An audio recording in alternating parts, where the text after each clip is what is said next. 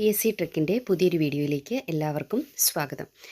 സാമ്പത്തിക ശാസ്ത്രത്തിലെ ഇമ്പോർട്ടൻറ്റ് ഫാക്റ്റിനെ കുറിച്ചാണ് ഇന്നത്തെ ക്ലാസ്. ആധുനിക സാമ്പത്തിക ശാസ്ത്രത്തിൻ്റെ പിതാവ് ആഡം സ്മിത്താണ് ആധുനിക സാമ്പത്തിക ശാസ്ത്രത്തിൻ്റെ പിതാവ്.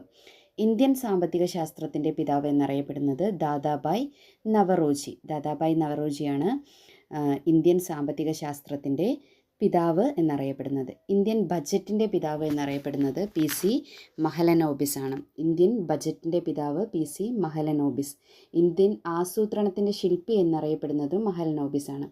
ഇനി നോക്കുന്നത് പ്ലാനിംഗ് കമ്മീഷനുകളെ കുറിച്ചാണ്. പ്ലാനിംഗ് കമ്മീഷൻ ദേശീയ ആസൂത്രണ സമിതി നിലവിൽ വന്നത് 1938 INC സമ്മേളനത്തിലൂടെയാണ്. അധ്യക്ഷൻ ജവഹർലാൽ നെഹ്റു, നേതൃത്വം നൽകിയത് സുഭാഷ് ചന്ദ്രബോസ്. അടുത്തത് ഗാന്ധിയൻ പ്ലാൻ 1944 ഈ പദ്ധതി ലക്ഷ്യം വെച്ചത് സാമ്പത്തിക വികേന്ദ്രീകരണവും കുടിൽ വ്യവസായങ്ങളുടെ ഉന്നമനത്തിലൂടെ ഗ്രാമവികസനവും. ഗാന്ധിയൻ പ്ലാൻ നിലവിൽ വന്നത് 1944 ഗാന്ധിയൻ പ്ലാൻ ആവിഷ്കരിച്ചത് SN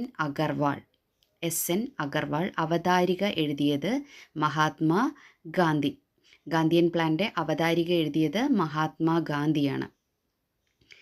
ബോംബെ പ്ലാൻ 1944 ഇന്ത്യയിലെ 8 വ്യവസായികൾ ബോംബെ നഗരത്തിൽ സമ്മേളിച്ച് ഇന്ത്യയുടെ സാമ്പത്തിക വികസനത്തിനായി തയ്യാറാക്കിയ ഒരു പദ്ധതിയാണ് ബോംബെ പ്ലാൻ എന്ന പേരിൽ അറിയപ്പെടുന്നത്. ബോംബെ പ്ലാൻ 1944 നിലവിൽ വന്നിരിക്കുന്നത്.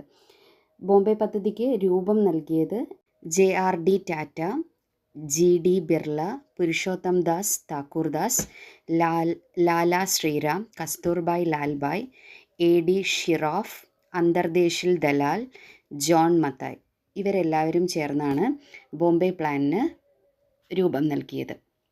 അടുത്തതായിട്ട് വ്യാവസായിക പ്ലാൻ എന്ന പേരിലും അറിയപ്പെടുന്നുണ്ട്. അതായത് ബോംബെ പ്ലാൻ വ്യാവസായിക പ്ലാൻ എന്ന പേരിലും അറിയപ്പെടുന്നുണ്ട്. നേതൃത്വം നൽകിയത് അർദേശിൽ ദലാൽ, പിന്നിൽ പ്രവർത്തിച്ച മലയാളി ജോൺ മത്തായിയാണ്. വ്യാവസായിക പ്ലാൻ എന്ന പേരിലും ബോംബെ പ്ലാൻ അറിയപ്പെടുന്നുണ്ട്.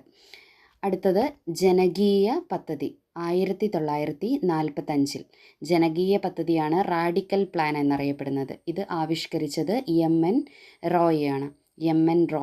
ജനകീയ പദ്ധതി അറിയപ്പെടുന്നത് റാഡിക്കൽ പ്ലാൻ. അടുത്തത് സർവോദയ പ്ലാൻ. എല്ലാവർക്കും ക്ഷേമം എന്നാണ് സർവോദയ എന്ന വാക്കിൻ്റെ അർത്ഥം. എല്ലാവർക്കും ക്ഷേമം. 1950 സർവോദയ പദ്ധതി നിലവിൽ വന്നിരിക്കുന്നത്. സർവോദയ പദ്ധതിയുടെ ഉപജ്ഞാതാവ് ജയപ്രകാശ്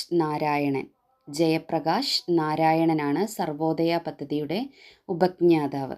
സർവോദയ പദ്ധതിയുടെ ഉപജ്ഞാതാവായി അറിയപ്പെടുന്നത് ആരാണ്? ജയപ്രകാശ് നാരായണൻ. അടുത്തത് ആസൂത്രണ കമ്മീഷൻ നിലവിൽ വന്നത് 1950 മാർച്ച് 15. ഇതിൻ്റെ ആസ്ഥാനം യോജന ഭവൻ ന്യൂഡൽഹി. ആസൂത്രണ ഭവൻ്റെ ആസ്ഥാനം യോജന ഭവൻ ന്യൂഡൽഹി. ദേശീയ വികസനത്തിൻ്റെ ആണിക്കല്ല് എന്നറിയപ്പെടുന്നത് ആസൂത്രണ കമ്മീഷനാണ്. ദേശീയ വികസനത്തിൻ്റെ ആണിക്കല്ല് എന്നറിയപ്പെടുന്നത് ആസൂത്രണ കമ്മീഷൻ. ദേശീയ വികസനത്തിൻ്റെ ആണിക്കല്ല് എന്നറിയപ്പെടുന്നത് ആസൂത്രണ കമ്മീഷൻ. ആസൂത്രണ കമ്മീഷൻ എന്ന് പറയുന്ന ഒരു ഉപദേശക സമിതിയാണ്. പഞ്ചവത്സര പദ്ധതികളുടെ രൂപരേഖ തയ്യാറാക്കിയിരിക്കുന്നതൊക്കെ ആസൂത്രണ കമ്മീഷനാണ്. ഉപദേശക സമിതിയാണ്. നീതി ആയോഗിനെ കുറിച്ച് നമ്മൾ മുന്നേ പഠിച്ചിട്ടുണ്ട്. അധ്യക്ഷൻ പ്രധാനമന്ത്രിയായിരിക്കും. ആസൂത്രണ കമ്മീഷൻ്റെ ആദ്യ അധ്യക്ഷൻ ജവഹർലാൽ നെഹ്റു. ആദ്യ ഉപാധ്യക്ഷൻ ഗുൽസാരിലാൽ നന്ദ. ആദ്യ അധ്യക്ഷനാരാണ്? ജവഹർലാൽ നെഹ്റു. ഉപാധ്യക്ഷൻ ഗുൽസാരിലാൽ നന്ദ. ആസൂത്രണ കമ്മീഷൻ്റെ അവസാന ചെയർമാൻ നരേന്ദ്രമോദിയാണ്. അതുപോലെ ആസൂത്രണ കമ്മീഷൻ്റെ അവസാന ഉപാധ്യക്ഷൻ മൊണ്ടേക് സിംഗ് അലുവാലിയ. അടുത്തത് national development council NDC. National development പ്രധാനമന്ത്രിയുടെ അധ്യക്ഷതയിൽ ഇന്ത്യയുടെ വികസന കാര്യങ്ങളിൽ തീരുമാനമെടുക്കുന്നതിനും ചർച്ച ചെയ്യുന്നതിനുമുള്ള ഒരു അപ്പർ ബോഡിയാണ് NDC അഥവാ നാഷണൽ ഡെവലപ്മെൻറ്റ് കൗൺസിൽ എന്ന് പറയുന്നത്. NDCയിലെ അംഗങ്ങൾ എന്ന് പറയുന്നത് പ്രധാനമന്ത്രി, മറ്റംഗങ്ങൾ കേന്ദ്രമന്ത്രിമാർ, സംസ്ഥാന മുഖ്യമന്ത്രിമാർ, പ്ലാനിംഗ് കമ്മീഷൻ അംഗങ്ങൾ, കേന്ദ്രഭരണ പ്രദേശങ്ങളിലെ ലഫ്റ്റനന്റ് ഗവർണർമാർ. നിലവിൽ വന്നത് 1952 ഓഗസ്റ്റ് 6. ആസ്ഥാനം ന്യൂഡൽഹി. ചെയർമാൻ പ്രധാനമന്ത്രി. ആദ്യ ചെയർമാൻ ജവഹർലാൽ നെഹ്റു. നിലവിൽ വന്ന വർഷം ഓർത്തിരിക്കുക, 1952 ഓഗസ്റ്റ് 6. ആസ്ഥാനം ന്യൂഡൽഹി.